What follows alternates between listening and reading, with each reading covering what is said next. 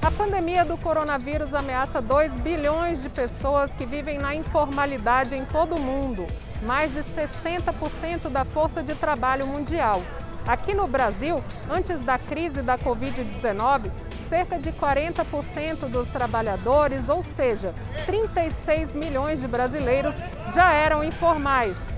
Com a quarentena imposta pela pandemia, já é possível observar a queda dos empregos formais. E esse percentual tende a ser ainda maior ao final de 2020. A gente está trabalhando com uma elevação do número de desempregados de cerca de 11% para 17%. Né? Até mesmo o mercado informal encolheu. Os dados do IBGE revelam que, em maio, 870 mil brasileiros que atuavam na informalidade deixaram de trabalhar. Essa queda se deu por causa do fechamento do comércio, especialmente dos camelódromos, salões de beleza, bares e restaurantes.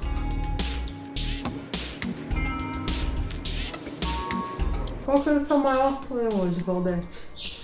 De eu arrumar um emprego, né? Arrumar um emprego estava bom demais. Para pagar meu aluguel certinho, né? Luz e água.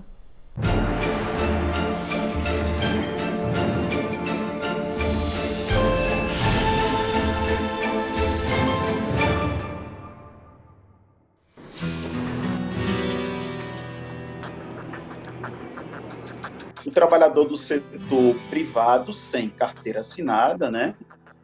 O trabalhador doméstico sem carteira assinada, o trabalhador familiar auxiliar, o conta própria sem CNPJ e o empregador sem CNPJ. Essas são as ocupações que o IBGE entende, seguindo essas orientações da Organização Internacional do Trabalho, o IBGE entende que são pessoas que trabalham com a informalidade. Desde o começo das medidas de isolamento, o setor de bares e restaurantes extinguiu mais de 1 milhão de empregos formais. 20% desses estabelecimentos fecharam definitivamente as portas em todo o país.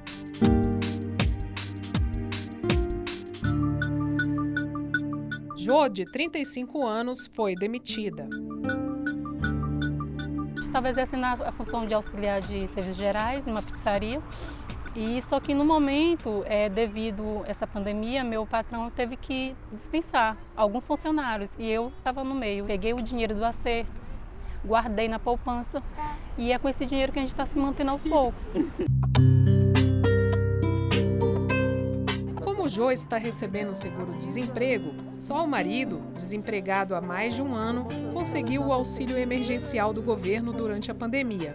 Cadastrei ele pelo aplicativo e a gente ficou mais ou menos uns 15 dias esperando. Ele faz bico, quando parece ele vai, instalação de câmera, instalação de internet, tudo ele faz. E tem aparecido durante a pandemia alguma coisa? Até agora não. Eu acho que a maioria das pessoas também está com receio, né? De ficar chamando. O plano de Jô é investir no trabalho de manicure, algo que ela já vinha fazendo para complementar a renda. Mas em meio à pandemia, a clientela desapareceu. Quando eu vi, desmoronou tudo e não consigo mais atender. Tinha a parte do dinheiro, né, que pela necessidade que eu estou precisando e tudo no momento, e tem a parte da saúde, porque eu tenho uma filha pequena de 3 anos, tem minha irmã que tem diabetes, ela tem não só diabetes, como pressão alta. Eu sempre estou na casa dela, ela sempre está na minha, mesmo usando máscara e tudo, mas no momento eu não atenderia justamente por causa disso. Pra você ver que sai tudo. Creio em Deus que vai passar essa situação aí para a gente poder tá exercendo nossa função, né? Que eu amo fazer unha, amo mesmo, de paixão. Batalhadora, maranhense que migrou para Brasília em busca de oportunidades, Jô faz parte de outras estatísticas em evidência. Os negros representam 55,8% da população brasileira e 54,9% da força de trabalho. Enquanto 34,6% de brancos se encontram em condições informais, a informalidade atinge 47,3% dos negros. Metade das brasileiras negras está no mercado de trabalho informal. Cláudia, você faz parte de um comitê da ONU Mulheres que busca a igualdade. Nesse sentido, a informalidade preocupa? Sempre que tem corte, sempre que precisa reduzir, sempre que se precisa arrochar a economia, isso vai refletir diretamente na vida das mulheres negras. Em tempos de pandemia, como a gente falava, quando a gente fala de informalidade, a gente também vai falar de fome.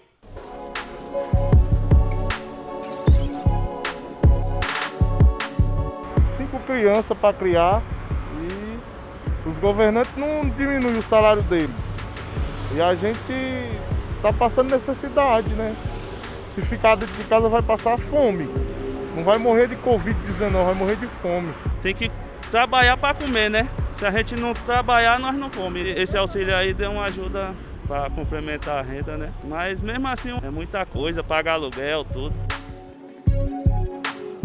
A redução de renda ao longo da pandemia também é ameaçadora para os 67 milhões de trabalhadores domésticos do mundo, 75% deles informais. No Brasil, 4,5 milhões desses trabalhadores não têm carteira assinada, entre os quais quase 2 milhões são as chamadas diaristas. A maioria delas, quando muito, tem 2 diárias e olha lá. E neste momento, reforçando, quem as contrata está em isolamento social. Então, ele dispensa aquela diária.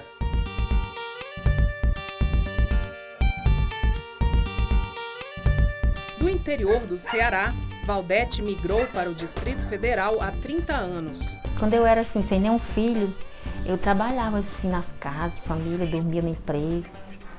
Mas só que eu já sofri aqui em Brasília um pouco já. Já sofreu? É. Por quê? Assim, né? Dormia nos empregos, não tinha onde morar, ficava na casa das amigas. Depois fui morar com a minha irmã uns tempos. Nos 2 meses que levou para começar a receber o auxílio emergencial, ela não conseguiu pagar o aluguel. Valdete mora com o filho caçula e os 2 perderam trabalho na pandemia. Você estava trabalhando antes de começar a doença? Tava só passando essa roupa da mulher. E sempre limpando a casa de uma amiga ali também, do lado. Era 15 dias só. Se aparecesse menos 2 diárias pra mim, era bom. Já era uma ajudinha boa. Mesmo com a doença, você ia? Eu ia, botava máscara, né? Dava pra ir. Os seus filhos estão trabalhando? Com quantos anos eles estão? O mais novo vai fazer 20 anos agora. Ele tava ali numa oficina ali de um amigo dele, mas só que não quiseram mais também ele pra ficar lá. Por causa da doença? O outro tem 24. Ele é fiscal lá do mercado. É ele que me ajuda, assim, traz o dinheirinho do aluguel. Aí compra, quando vem, faz umas comprinhas, deixa aí pra mim. Às vezes ele me dá o dinheiro da água e da luz.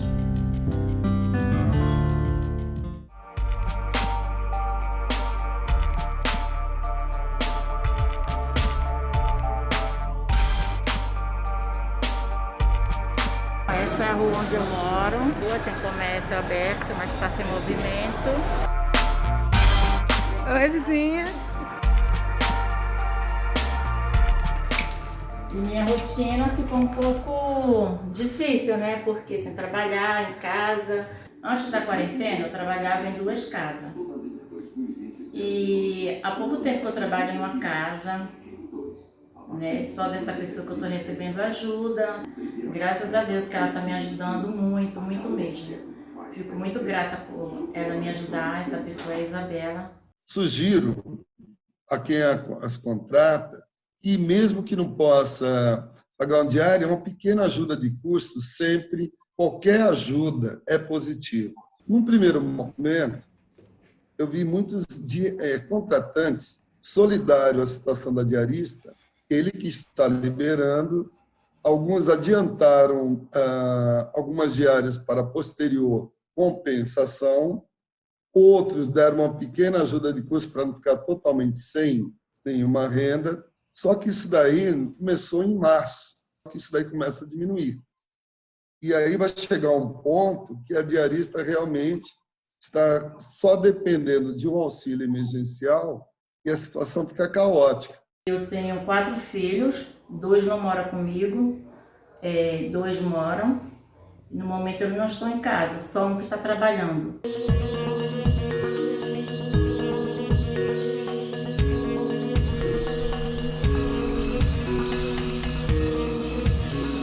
Maria brigou com a burocracia por 3 meses e meio até começar a receber o auxílio emergencial. É uma coisa que deixa a gente chateada, porque a gente sabe que muita gente que às vezes nem precisa recebeu e está recebendo. E as pessoas que precisam realmente não recebem. Eu tenho 3 patrões e uma delas trabalha 2 dias e os outros trabalham cada dia uma casa, né? Então, agora, no momento, estou trabalhando só um dia. O resto estou em casa, né? Porque a gente não pode estar saindo e o pessoal também não quer, não gosta, né? Financeiramente não está legal, né? Mas aí a gente tá tentando, né? Vai tentando se organizar, cortando gastos, né? Comprando somente o necessário. Não sabemos até quando. Minhas conhecidas, minhas vizinhas por aqui, a maior parte trabalha que nem eu, né? Como diarista, estão todas em casa. Muita gente aqui sem receber. Estimativas apontam que a crise da Covid-19 resultou em uma perda de 60% na renda de trabalhadores informais em todo o mundo. Nos países latino-americanos e caribenhos, essa diminuição chegou a 80%. Os trabalhadores informais têm sido muito sacrificados, né, em relação às políticas de isolamento. E aí você tem casos, por exemplo, no Peru, né, em que muitos foram impedidos, né, de trabalhar e no seu momento não foi possível pagar aluguel e foram despejados de suas casas, estavam voltando para suas cidades natais, né, de 150 mil pessoas saindo da capital Lima, migrando em direção ao interior, levando também o vírus. Acho que uma das lições dessa pandemia é que, para quando sairmos desse novo mundo pós-pandemia, é um mundo que vai requerer maior nível de formalização.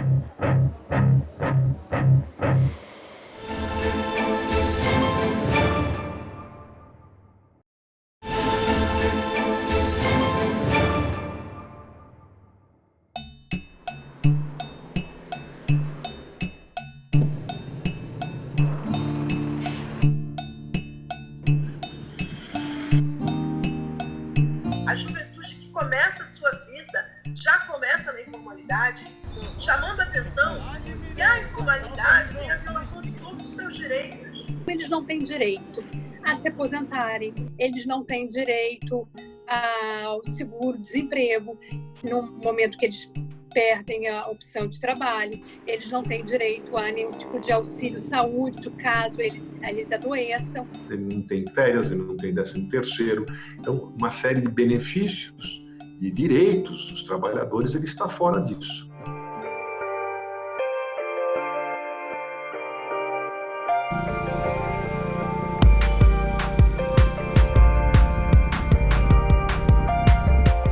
As ruas de todas as cidades, lá estão eles, os entregadores de aplicativos, trabalhadores informais.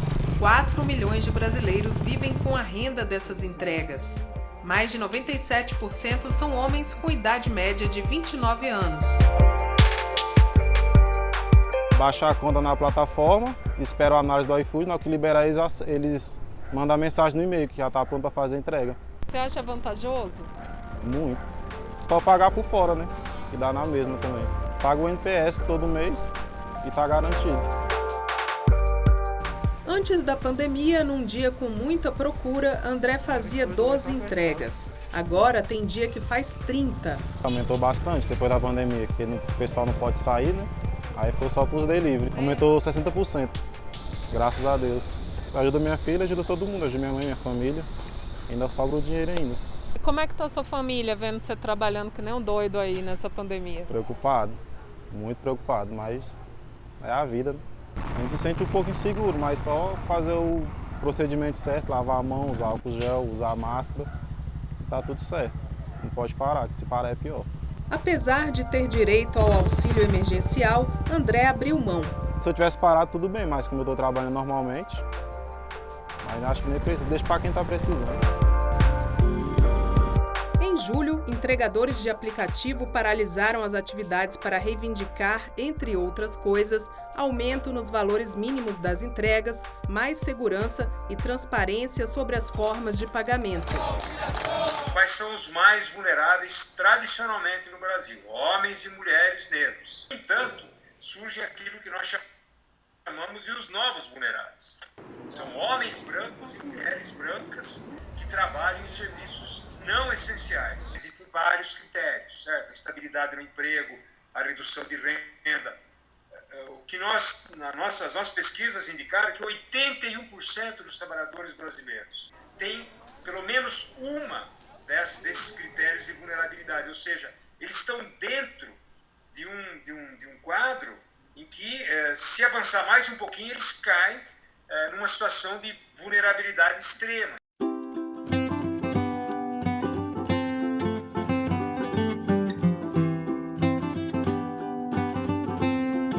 Eu trabalho como cozinheira já, antes da pandemia, sou autônoma. E eu trabalho fazendo a comida dos meus clientes na casa dele. Eu vou para a residência deles, elaboro um cardápio e faço o almoço deles da semana, fico com a comida congelada. Eu deixei de ir para a casa dos meus clientes porque eu sou do grupo de risco, né? Eu tenho uma asma muito forte. Então, e a maioria dos meus clientes, eles são idosos, então eu não quis colocar eles em risco também. Eu solicitei o auxílio, devido à pandemia eu fiquei parada, aí eu solicitei o auxílio e bolei essa ideia de fazer pizzas e gyozas para acrescentar na minha renda.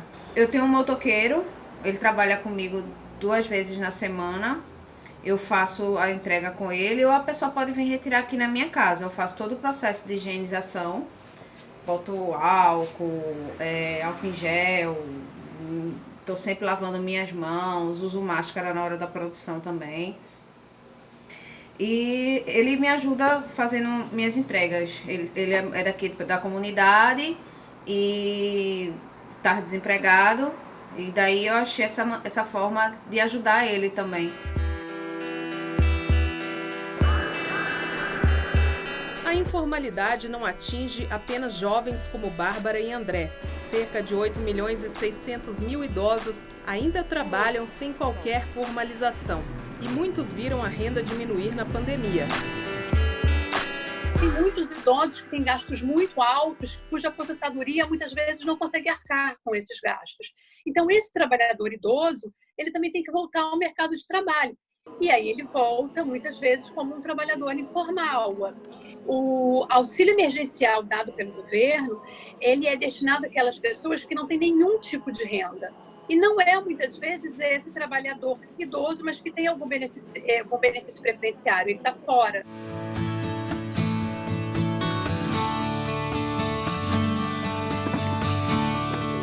É o caso da paraibana Fátima, de 63 anos, e do goiano Bené, de 73, trabalhadores do campo. Eles dependem da venda dos mais de 30 tipos de alimentos que cultivam em uma pequena chácara onde moram. Aí planta muita coisa, planta cheiro verde, alface, couve, chuchu, banana, acerola, abacate. Olha, não está fácil não. A gente perdeu várias feiras que foram fechadas por causa da pandemia e os clientes também, a gente perdeu muitos, porque muitos optaram por um delivery lá fora e a gente com certeza se prejudicou bastante. A gente teve prejuízo assim, porque algumas coisas perderam, 50% de perca. Caiu por mais, 50%. Acho que foi mais. Bené acha que é mais. Foi mais, Bené? 60%. Pelo menos agora não estou exposta lá na cidade à pandemia, a coronavírus. E só da gente produzir o próprio alimento para a gente consumir, a família consumir um alimento mais saudável, para mim já é uma grande vantagem. Por que vocês nunca se interessaram em registrar o empreendimento de vocês? Eu acho que na nossa idade não compensa mais não. A vida toda informal, registrar agora para quê? Paguei quase 14 anos. Aí eu completei 1 ano e pouco. Aí consegui.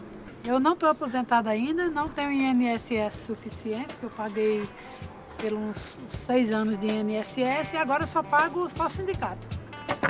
Vai aposentar pela área rural.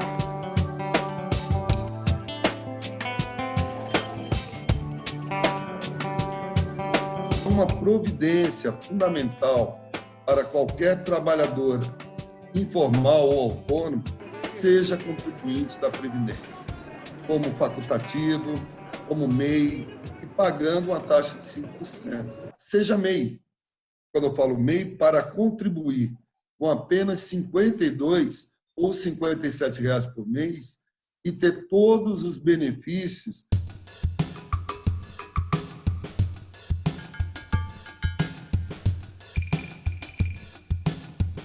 Mesmo os microempreendedores individuais enfrentam dificuldades durante a pandemia.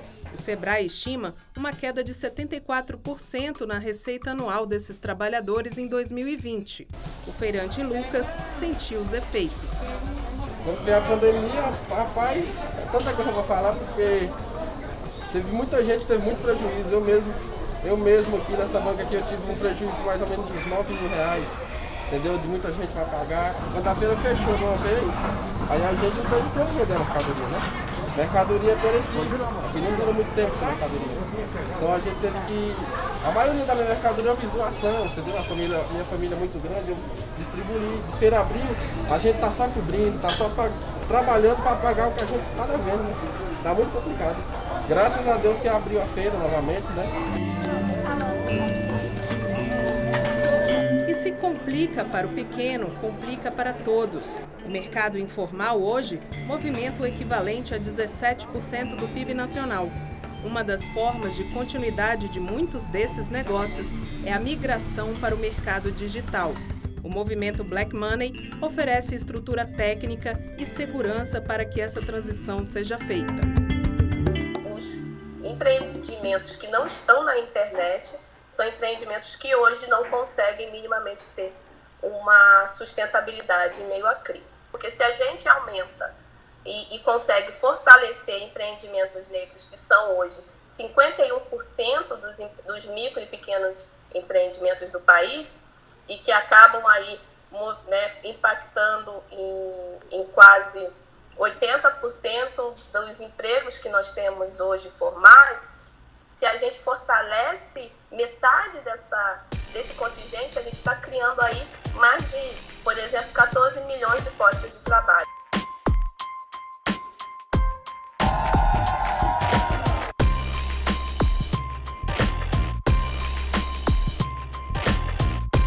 A Clichê Acessórios, da empreendedora carioca Gisele Bartar, de 40 anos, entrou para a plataforma do movimento Black Money. Sempre participei de feiras, de eventos e colocava meus acessórios em lojas colaborativas. Eu não valorizava tanto essas redes sociais como eu deveria. Depois da primeira fase do desespero e de achar que eu não conseguiria sobreviver, eu senti necessidade de ter uma outra plataforma para venda, porque as redes sociais que eu utilizava são ferramentas de divulgação e não de venda. Né, para eu converter o meu trabalho em venda, eu preciso de uma plataforma digital, de um comércio digital, né? No caso dos marketplaces. E o movimento Black Money tem um. Fico muito feliz, porque eu achava que eu não fosse conseguir e eu consegui fazer vendas que eu nem imaginava. A gente faz essa chamada não só para pessoas negras, mas também para pessoas não negras comprarem no mercado Black Money. Não é sendo apenas dizendo eu não sou racista, que você, outra pessoa, vai realmente fazer a diferença em relação às desigualdades.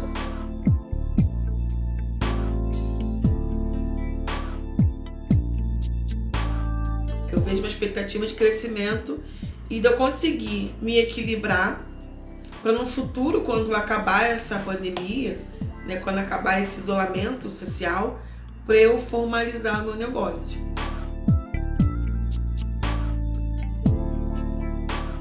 A pandemia ela descobriu, né, esse véu que você tinha sobre esses debates, né? Na verdade, ela expõe a vulnerabilidade do trabalhador informal. E o mundo do trabalho pós-Covid vai ser muito diferente do mundo do trabalho que nós conhecemos atualmente, né? No sentido que é necessário a adoção de políticas de saúde e segurança no trabalho. Então, é muito importante manter esse tecido social funcionando, né? E incorporar os informais na malha de proteção. Se eu trabalhasse de carteira assinada, pelo menos eu tinha alguma segurança, né? Fora disso, eu gosto, né, de trabalhar como diarista. Cada dia eu estou num lugar diferente, eu gosto muito dos meus patrões e eles gostam de mim. Tem muita gente aí que tá com caso complicado, né? Eu, graças a Deus, que a feira abriu, entendeu? Tá dando para pagar as contas, quem não deu. É a maioria das bancas aí que estão fechadas. Como veio a crise, né, a gente não tem muito recurso. Fui para babá, de babá para atendente, de atendente vendedora, doméstica, faxineira. Aí só que hoje, igual eu falei para você, hoje eu quero ter meu próprio negócio, eu quero trabalhar para mim mesma, ter tempo para cuidar da minha filha, da minha casa, entendeu? E trabalhar com uma coisa que eu gosto.